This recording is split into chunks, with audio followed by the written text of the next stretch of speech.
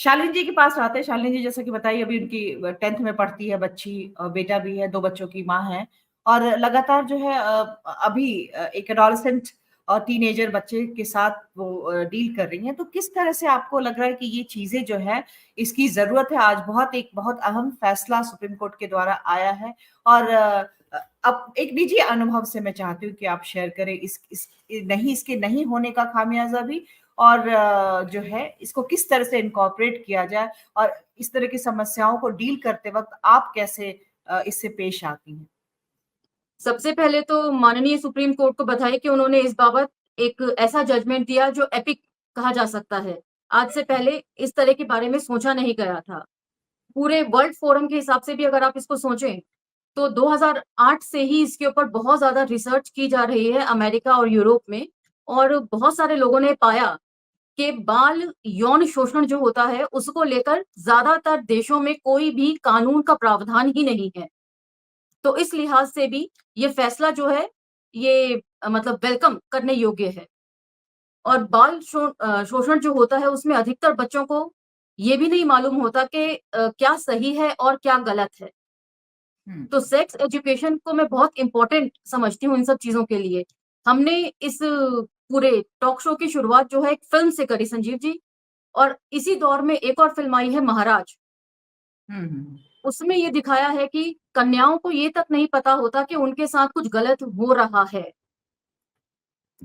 और उसमें जिस तरीके से दिखाया है कि हॉल में बहुत सारे झरोखे हैं जिसमें से लोग झांक कर रासलीला देखते हैं,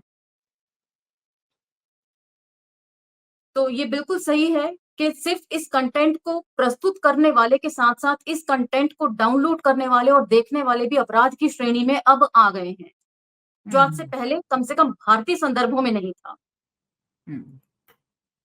तो ये मैं एक बहुत कहूंगी कि अच्छा डिसीजन है सुप्रीम कोर्ट का।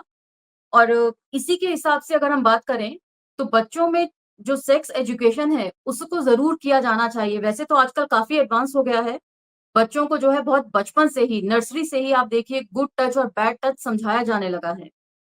और समय समय पर फिल्म उद्योग की तरफ से भी इस पर कई सारी फिल्में बनी हैं। ऐसी एक फिल्म मानसून वेडिंग भी थी जिसमें सबसे पहले इस तरह का कोई मुद्दा खुले तौर पर उठाया गया था। तो मैं समझती हूँ कि इंटरनेट का जिस तरीके से आजकल प्रचलन बढ़ गया है, बहुत आसानी से ये सारे कंटेंट जो है ना आप डाउनलोड कर सकते हैं, देख सकते हैं। और बच्चे कहाँ कितना यूज कर रहे हैं इंटरनेट का, इसके ऊपर भी एक स्क्रूटिनी जो है वो अभिभावक को रखनी चाहिए। ऐसा नहीं है कि आपने मोबाइल दे दिया और अगर बच्चा कह रहा है कि मैं स्कूल का कोई काम कर रहा हूँ या स्कूल की कोई साइट देख रहा हूँ तो आप उसकी बात को मान जाएं। थोड़ा सा जांच पड़ताल अभिभावक के तौर पर भी बहुत जरूरी है बच्चों पर नजर रखने के लिए, क्योंकि आजकल ये सारे कंटेंट इतनी आसानी से अवेलेबल हैं। इसी के ऊपर मेरे ख्याल से 4 दिन पहले मैं एक फिल्म देख रही थी, कोरियन मूवी। अच्छा। थी ऑफिसर ब्लैक बेल्ट, जो इसी मुद्दे के ऊपर उठाई गई है।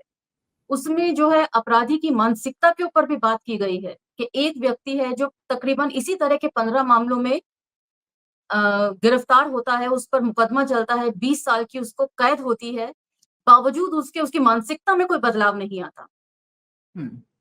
और 20 साल बाद बाहर आकर जब उसे पता चलता है कि अब इंटरनेट इतना एडवांस हो गया है, जहां पहले कुछ 1000 रुपए कमाए जाते थे, अब ये चीज करोड़ों में की जा सकती है, करोड़ों में खेला जा सकता है। तो वो दोबारा उस कंटेंट को बनाने के लिए पहल करता है। तो इस तरह की बहुत सारी फिल्में हैं जो वर्ल्ड वाइड आप देखेंगे ना फोरम पर आ रही हैं, क्योंकि ये एक जो है ना संकट बन गया है अब। 2014 के मामलों में यदि आप देखें, उसको कंपेयर करें 2019 में, जो कि मैं आपको बता देती हूँ डेली टेलीग्राफ में भी ये सारी रिपोर्ट्स छपी थी 2018 में। उसके अलावा 2019 में न्यूयॉर्क टाइम्स ने भी इसे संकट बताया है और माइक्रोसॉफ्ट कंपनी, फेसबुक और ड्रॉपबॉक्स जैसी टेक कंपनीज जो हैं उन्होंने 45 मिलियन से भी ज्यादा मामले जो हैं वो रिपोर्ट करे थे चाइल्ड पोर्नोग्राफी को लेकर, जो कि 2014 से 2019 में आप ये सोचिए 44 मिलियन मामले ज्यादा बढ़े हुए थे। तो इंटरनेट ने एक तरीके से बाढ़ ला दी है इस तरह के कंटेंट्स को लेकर। तो मैं समझती हूँ कि इन सब चीज़ों के ऊपर खाली कानून बना देना काफ़ी नहीं है। डिमांड होती है तभी सप्लाई होती है। समाज को जी। भी जो है थोड़ा मोरालिटी अपने मतलब पकड़ रखनी चाहिए मोरालिटी के ऊपर भी। एक स्टडी में ये भी माना गया है कि क्योंकि जो मोरल लिटरेचर है उनकी कमी बहुत तेज़ी से जो है वो दुनिया में होने लगी है। ये भी एक बड़ा कारण है कि लोग जो है इस तरह के पोर्न कंटेंट की तरफ उनका झुकाव बढ़ गया है।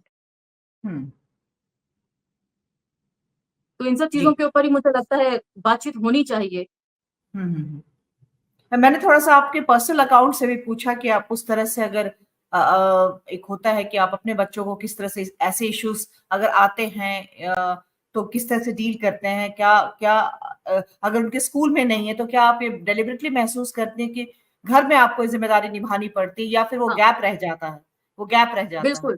बतौर अभिभावक मैंने अपनी बेटी और बेटे दोनों को ही बचपन से गुड टच, बैड टच की एजुकेशन दी है। उस टाइम में शायद स्कूलों में ये सब चीज़ें नहीं सिखाई जाती थी, लेकिन घर में बतौर अभिभावक मैंने अपनी ज़िम्मेदारी समझते हुए इन सब चीज़ों को निभाया है।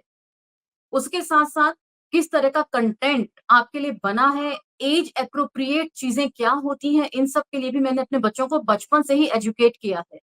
तो जो हुँ, एक मोरालिटी अभिभावक के तौर पर मैं दे सकती थी, मैंने वो दी है उन्हें। अब जाकर ये सारी चीज़ें स्कूलों में सिखाई जा रही हैं, लेकिन मैंने 2002 में जब मैं माँ बनी थी, उसके बाद से मैंने इन सब चीज़ों के ऊपर बहुत ज़्यादा पढ़ा, लिखा और बच्चों को कोशिश करी कि मैं इन सब चीज़ों को समझा सकूँ।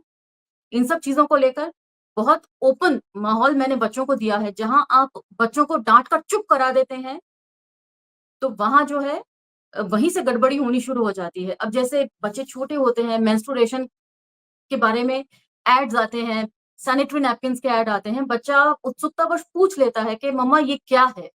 हुँ, हुँ, अमूमन घरों में क्या होता है उनको डाँट कर चुप करा दिया जाता है। हुँ, लेकिन मैंने उस मामले में भी उनको एजुकेट किया कि बेटा ये कुछ ऐसी चीज़ें होती हैं जो ऐज एप्रोप्रिएट आपको पता चल जाएँगी, लेकिन फिलहाल आप ये समझ लो कि कुछ ऐसा फ्लो होता है बॉडी से, जिस तरह बच्चा जो है आप डायपर लगाते हैं बच्चे को, वो नहीं रोक सकता उस फ्लो को। उसी तरीके से फीमेल बॉडी से ऐसा फ्लूइड निकलता है जिसको वो ना चाहते हुए भी वो रोक नहीं सकती हैं, तो उसके लिए सैनिटरी नैपकिन इस्तेमाल होता यूज़ है, करना वैसे ही पड़ता है। जैसे एक बच्चे के लिए डायपर होता है। अगर आप उसकी जिज्ञासा को शांत करने के लिए कोई एप्रोप्रिएट जवाब नहीं देंगे, तो बच्चा जो है वही कंटेंट जो है बाहर से जाके शेयर करेगा, बाहर से जाके उठाएगा और बाहर उसको सही नॉलेज मिलेगी या नहीं मिलेगी, ये आप नहीं कह सकते। जी। तो अभिभावक की ज़िम्मेदारी भी होती है कि बचपन से एजुकेट करें। ये ना सोचें, अगर बच्चा ये सवाल कर रहा है तो इसका मतलब ये है कि बच्चे का दिमाग उतना डेवलप हो गया है कि वो उस चीज़ के बारे में समझ रख रहा है, सवाल कर रहा है। तो उसके सवालों को अनदेखा ना करके, उसके सवालों को लें और जितना भी पॉसिबल मैनर में उसको समझाया जा सकता है, वो उसको समझाया जाना चाहिए, मैं समझती हूँ। जी।